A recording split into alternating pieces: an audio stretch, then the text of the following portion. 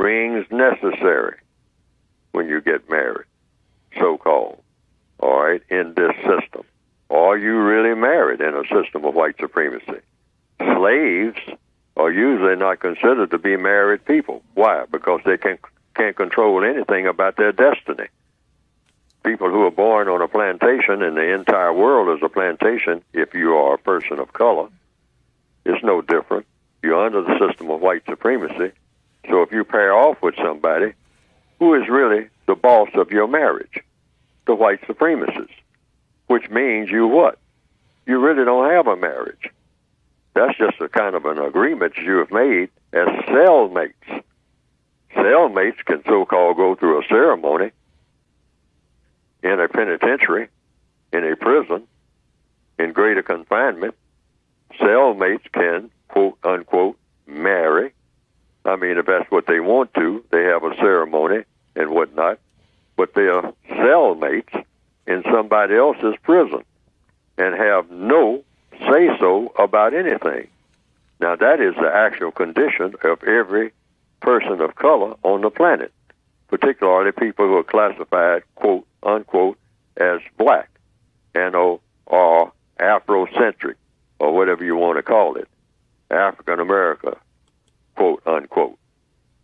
All people in that category, for sure, along with the other non-white people, directly and indirectly, are under the system of white supremacy.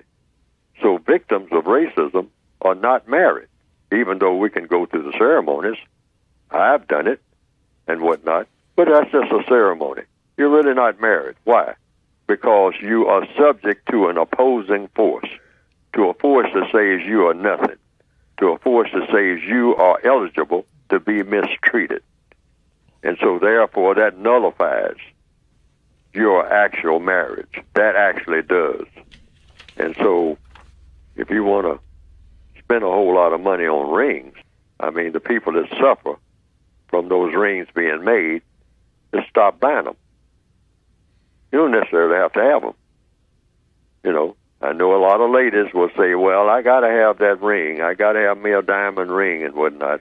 You got to have it because somebody told you that. A lot of black people went through ceremonies on their own, and we're always saying we should do something on our own, but we never do it.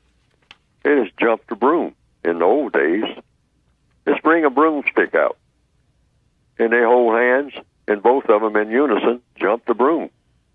I now pronounce you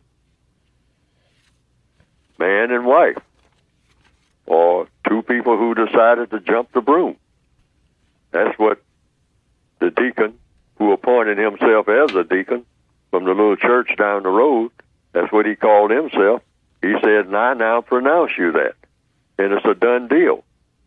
And the white folks up there in the big house, they really didn't care because they know they're running everything anyway. You're going to be back on their job tomorrow anyway after the ceremony. So what?